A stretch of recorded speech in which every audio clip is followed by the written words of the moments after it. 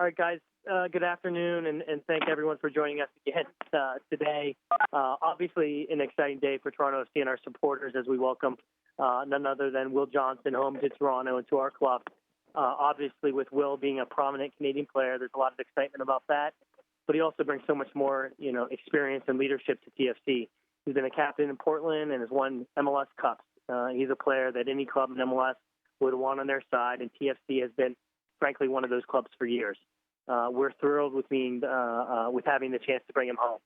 And as everyone knows, in the off season, our one of our main focuses was solidifying our back line, and we feel like we've done that over the last week or so. But another point we're trying to do is create a winning spirit, a winning mentality that can help take us not only to the playoffs each year, but to a championship. And there's no one better to do that, we feel, in this league than Will Johnson, as well as the group that we currently have in the locker room. So with that, I'd like to introduce the newest member of Toronto FC, Will Johnson.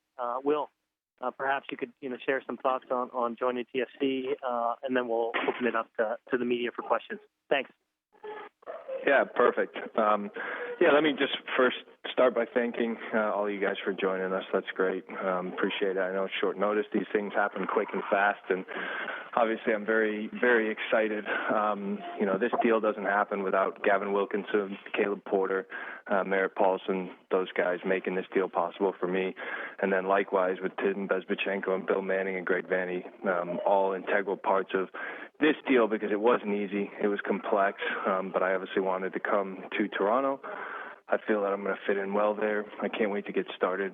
I know a lot of the pieces there. I think they've done a really good job of building a team that can win and win now, and it's something that I look for in a team when I'm trying to find a next move after things kind of dried up in Portland. I wanted to make sure that I was on the right path to finding the right team, and I found that in Portland. And then there's one other person who really brought both parties together, and that was my agent, Rich Motzk, and I appreciate him and all his hard work. I know he's been on the phone a lot this week, and I think he enjoys that, relishes the challenge of making complex deals happen. So at this point, go ahead. I'm happy to answer any questions. Will, it's Neil Davidson from the Canadian Press. First of all, welcome to Toronto. Thanks, Neil. It must have been a roller coaster 15 months for you with the nasty injury and then the surgery, and then you had surgery again, and things changed in Portland for you. Can you kind of obviously you're very happy to be at a place now that really wants you and is home. Can you kind of talk a little bit about the emotions you've gone through over that 15-month stretch? Sure.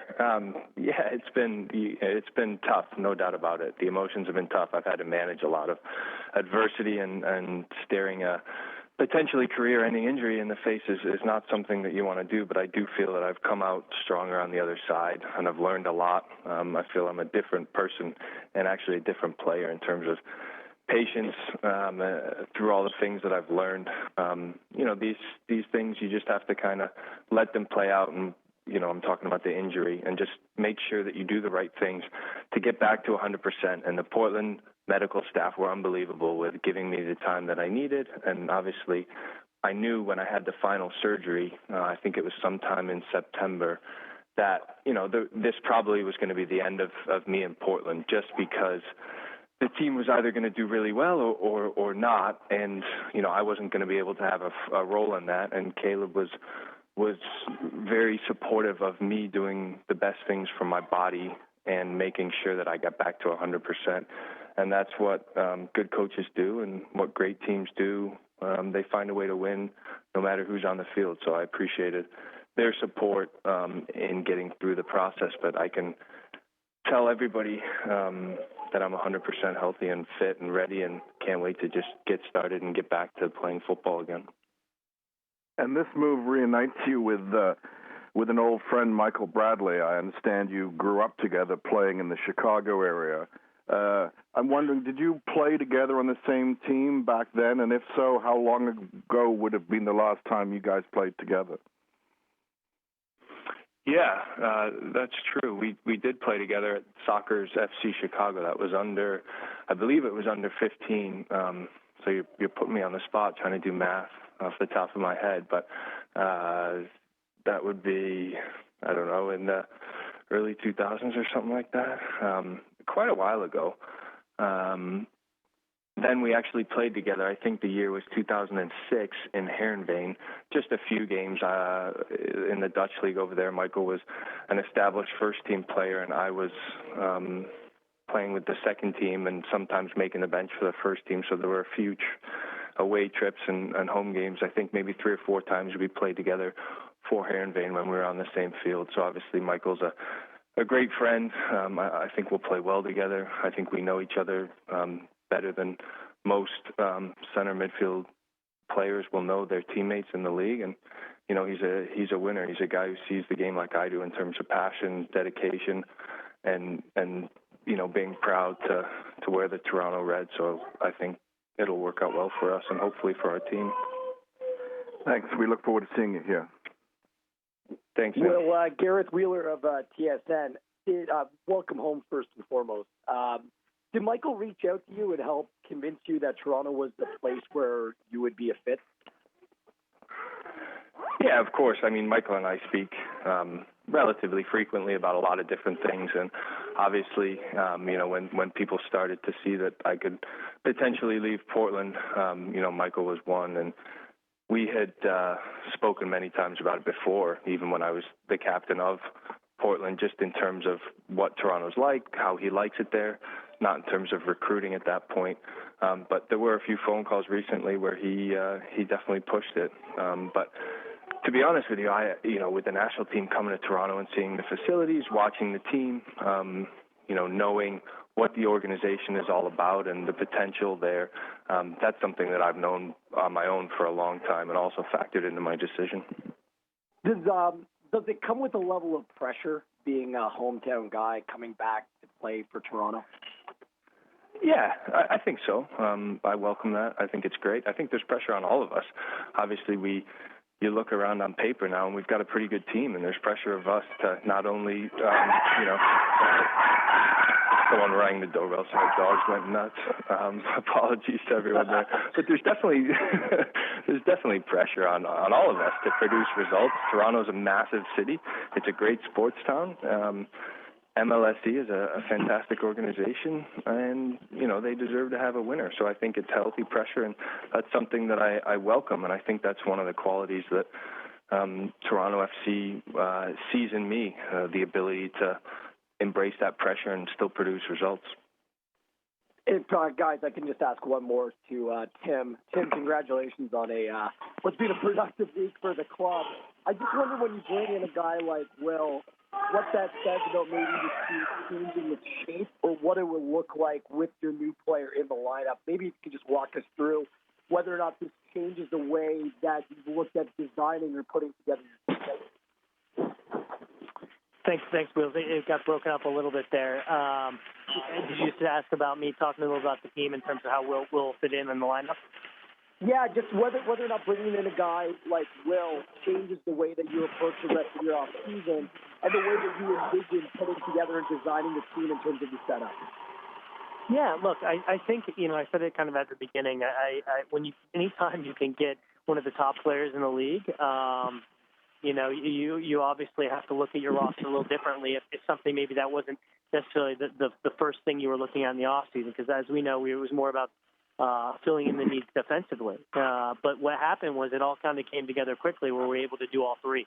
And so when we were able to get a couple pieces along the back line, and then obviously, you know, Will was making a tremendous run in their team in Portland in terms of the MLS Cup. And for us, you know, it became a situation where we found out that he might be available and that Portland was going to, in a way, manage the process in a way that Will was able to kind of choose Toronto in a way. And I think for us, again, it's a theme that we're going to reiterate ever since back, you know, when we had Jermaine and things didn't necessarily go the right way, which is we want players who want to be in Toronto and want to embrace the pressure that comes along with being in a big market, and embrace the pressures when you have multiple TV stations, you have a whole nation that's following you, and you really understand what that means. And Will really not only embraces it, but he encourages it and wants to be that type of player. So for us, of course, it was a little bit of a shift, but it's one we welcomed. And obviously, we're looking at our lineup, and we have a couple of months to figure out if we're going to add any other pieces. But we feel like we wanted to do things quickly and early and not leave it to the last moment in this offseason. Thanks, guys. Tim, it's Kurt Larson of the Toronto Sun. People are kind of, not laughing around the league, but kind of labeling TSC as, a wheeling, dealing club, and you as a wheeling, dealing general manager. Do you think eventually, with all these moves, with winning the off season the last 3 years, you're going to get it right this year? And how do you like that label? No, I don't think we're wheeling and dealing at all. My role as a general manager is to make moves to improve our team and our squad for our coaches. And obviously, when you go through a coaching change at some point in a completely new style of play, then you're going to have to match players with not only the style of play but the mentality of the new coach. So I think it's sometimes a result of your obviously coaching staff. And then the other thing I would say is, look, I came in at the end of 2013, and over the last 5 years before that, we had the lowest points per game average in the league, or at least close to it. And for people to think that you're gonna become a championship team in one team, I think it's very difficult to do that. Not to say it hasn't been done before, but in this league with all the parity mechanisms and various restrictions on the budget and roster, it's hard to do it in 1 year. So what I wod say is I think that front offices typically evaluate on a 3 to 5 year basis, and I think we're sort of in the middle of that transition. And obviously Tim Iwicki kind of put us and Larry Tannenbaum put us on a new path. And I think now with Bill Manning in and his experience that he's had at Real Salt Lake, including with both Robin Fraser at the time and Will Johnson at the time, I think we're developing a winning culture. So I don't consider myself a wheeling and dealing person or general manager. I think I'm just trying to add the pieces to put us in a place to make us a consistent contender. And then that includes getting the right mentality and getting a winning mentality and winning spirit of all the guys on the team. And Will, if I could just ask you a question too. Is it going to feel different playing in front of Canadians? I mean, you've played your entire MLS career at least in the U.S. Is it going to have a little different feel to what you think?